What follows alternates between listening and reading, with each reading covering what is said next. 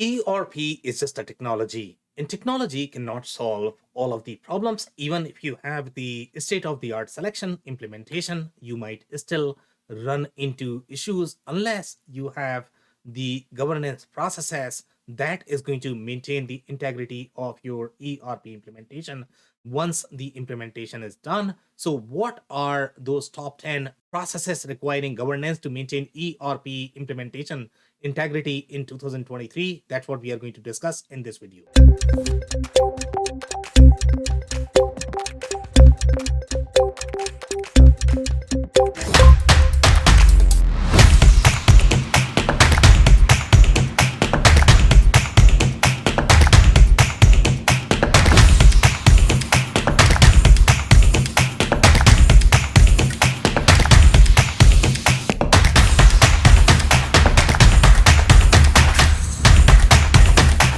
Hello everyone, my name is Sam Gupta. I am principal at Elevate IQ. Elevate IQ is the independent ERP and digital transformation consulting firm. We help our clients with the digital transformation strategy and planning, ERP selection, and implementation. So now let's get back to today's topic, which is going to be the top 10 processes requiring governance to maintain ERP implementation integrity in 2023. Most commonly, the way companies approach the ERP implementation selection, they are going to feel that, you know what, I am going to hire the consultants. They are going to teach us about the new system. They are going to have the defined state of the implementation. They are not going to spend as much time during the strategy selection phase. They are not going to invest as much time after the implementation as well, and their expectation is going to be that, you know what, once the implementation is done, then we might not need as much help from the consultants. The challenge, when you are going to be managing this internally, and if you don't have the defined governance processes, or if you don't have the center of excellence or the center of excellence really monitoring the governance issues from your master data perspective, you might run into a lot of issues. Even if you had the state of the art implementation, the implementation could derail, and then you might start getting issues just because of the data inconsistency as you are going to grow with your ERP implementation. So now let's look at the list.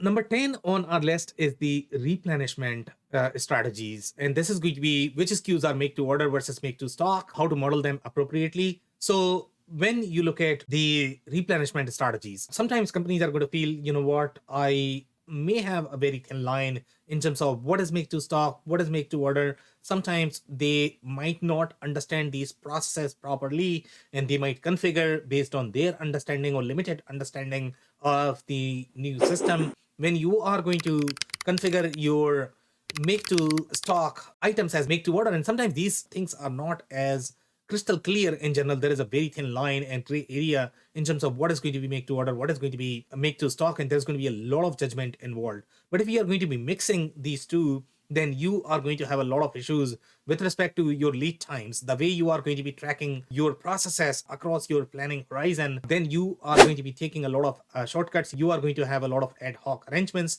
The way your lead times are going to be computed by the system, they might not be appropriate. So then what you need to do is you need to make a lot of modifications, and that is going to be the number of hits, number of clicks that you need to perform to be able to get the right planning before you can release your PO or you can release your production orders. So replenishment strategies require the governance process that need to be monitored even after the implementation. You need to have clear guidelines for your teams when they are going to be setting up your product data, when they are going to be setting up the replenishment algorithm for each of the product data, how your SKUs are going to be correlated with your warehouse. That all drives your replenishment strategy. So if you don't have the governance processes around that, you are probably going to find a lot of issues. So that's number 10 on our list.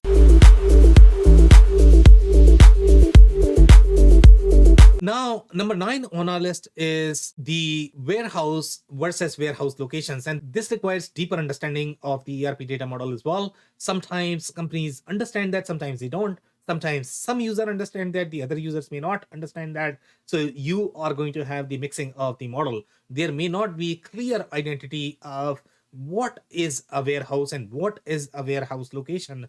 And if you're going to mix the scheme, you are going to find a lot of issues with respect to your planning. And that's why the governance processes in terms of what exactly is a warehouse.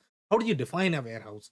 And the mixing is also going to be when you are going to have the physical warehouse, then it's easy that you have a warehouse. Okay, sometimes you might be branding it as a warehouse, but it might not be a warehouse. Physically, it might be a warehouse, but it might not be a warehouse digitally. So it requires a lot of judgment overall. So that's why the governance processes around what is a warehouse. How do you define a warehouse? If you don't have those guidelines, you will run into issues even after having the state-of-the-art implementation. So that's number 9. Number 8 on our list is the item attributes, and item attributes are typically the culprit as well. And sometimes there might not be clear guidelines in terms of what is an attribute and what needs to be captured as part of your item model, where each of the details need to go in. And there is always a very thin line inside your ERP system in terms of what is an attribute, what is not an attribute. How do you decide that? And if you are going to be mixing these schemes, most likely you are going to have issues with your planning, costing, whatever you are going to do, and wherever those items are going to be used across the ERP system boundaries or even outside of the ERP when it is going to be integrated with the other systems. So that's why the item attributes require the governance processes in terms of, okay, what is an attribute? When do you consider that? And sometimes when you are going to be launching new products, it might be very hard to decide, okay, how do you decide whether something is an attribute or not? So make sure you have clear guidelines overall in defining the item attributes. If you don't have that, you are probably going to run into issues, and that's number 8. Number 7 on our list is rework, and rework is also a process. And sometimes, even though you might feel that rework should be crystal clear, companies, when they are designing their bombs, they are going to incorporate rework as the routing step. And when you are going to have that, if that bomb is going to be used across your production procurement processes, you will get a lot of issues. So if you are going to be mixing the scheme of, sometimes rework is captured as the rework, but then other times it might be captured as the routing step, because of that you are going to get a lot of issues. So that's why the governance processes around rework is super critical as well. Define what is a rework. When do you define the rework? If you have the documented workflow, control compliance, have some sort of approval workflow with respect to your rework as well, that's going to help maintain the integrity of your ERP implementation. And that's number 7.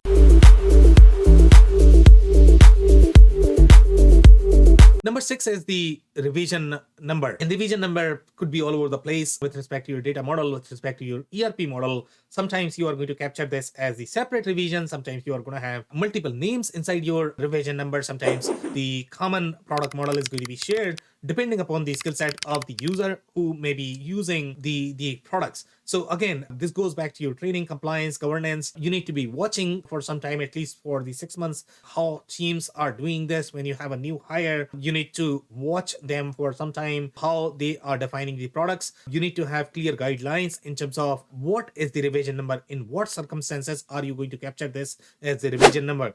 If you can design some sort of control workflow, if you can limit the access to certain people in the organization who are going to be slightly more savvy with respect to their knowledge of the ERP, you can save a lot of headache. But revision number typically lead to ERP implementation integrity issues, and that's number 6.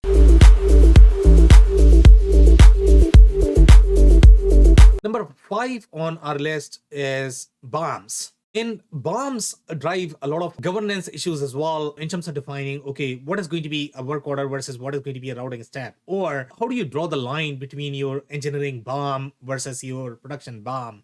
So all of these issues can lead to your ERP implementation integrity, and you need to always maintain this integrity regardless of whether you are after 6 months of the implementation or year after the implementation. You always have to have control on these things. Once the bombs are utilized as part of your recall process, once they are handed over to your customer, they might have a serial number that they might be utilizing, and after that, changing the state of the bomb may be very difficult for you. And that's why having clear guidelines in terms of how to design these bombs, having the governance workflows is very, very, very critical for the ERP implementation integrity. And that's number 5.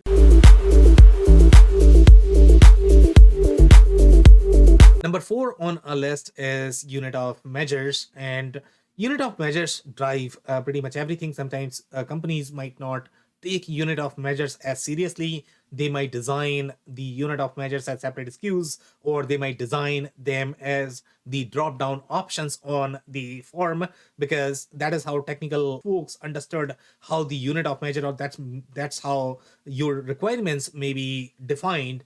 But unit of measure requires modeling of your data, the way your data is structured, the way your unit of measures are going to be procured, consumed, sold. You need to model them appropriately. If you don't do that, or if you are not going to maintain the integrity of that, if you are going to be mixing these schemes, then you are most certainly going to have the planning, scheduling issues wherever you are going to be consuming those unit of measures. And that's number 4.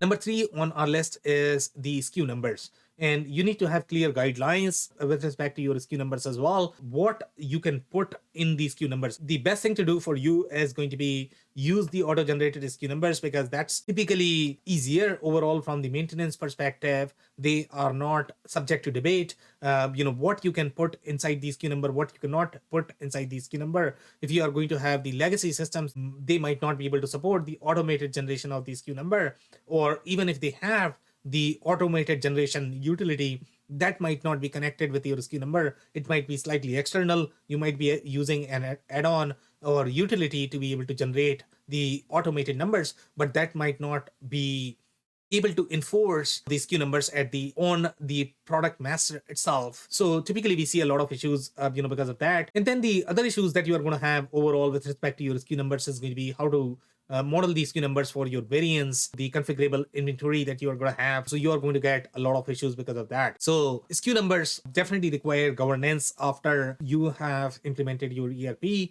and that's number 3.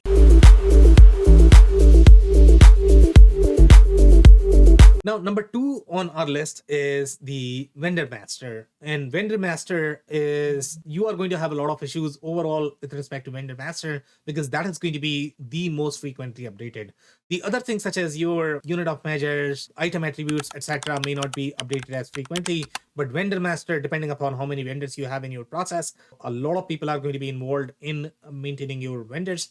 And sometimes they might argue that, they don't have enough control. If your IT is going to keep these vendor masters governance flow, then obviously it is going to slow them down. So they will require control with them, so that they are not waiting for your centralized team, COE team, the IT team. But if you are going to give them control, they are going to define them as is, and that is going to break the state of your implementation.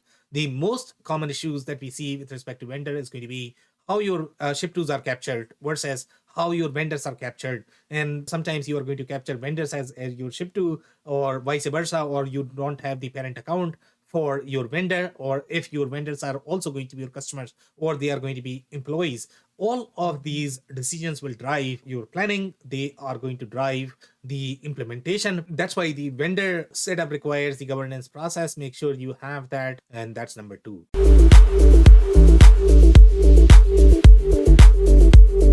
Now, number 1 on our list is the customer master.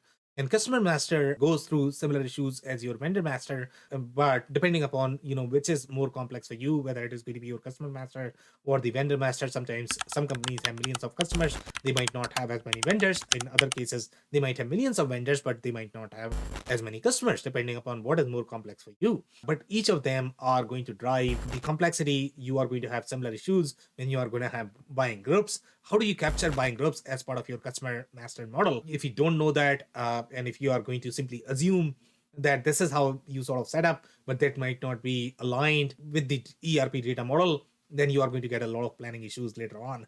And sometimes you might not get issues right away. You might get issues later on. And depending upon the coverage of your test cases, sometimes you might feel that, you have tested most scenarios, but then you might not know as much. And because of that, you might miss out on some of those issues, and later on you are going to discover that I was not able to forecast all of these issues right now, and now I am getting all of these issues. And sometimes you might not even listen to the consultants. They are going to guide you that, okay, this is how you set up the customers or vendors, and you are going to feel no, that's overly complicated for our processes. Maybe our processes are not as complicated. The consultant might be overcomplicating it. And because of that, you are going to set up the way you are going to set up. And later on, you are going to have issues with all of that. So that's number one. Now, if you enjoyed this video, we are going to include the list of a detailed article that is going to have much deeper in-depth analysis. So you might want to check that.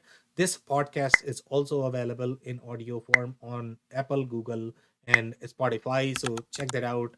And you might want to subscribe there. We publish these videos on a weekly basis. So if you have not subscribed to our YouTube channel, hit that below. And if you have not checked our digital transformation report for 2023, we are going to include the link. So check that out. On that note, thanks for tuning in. I'll see you in the next one.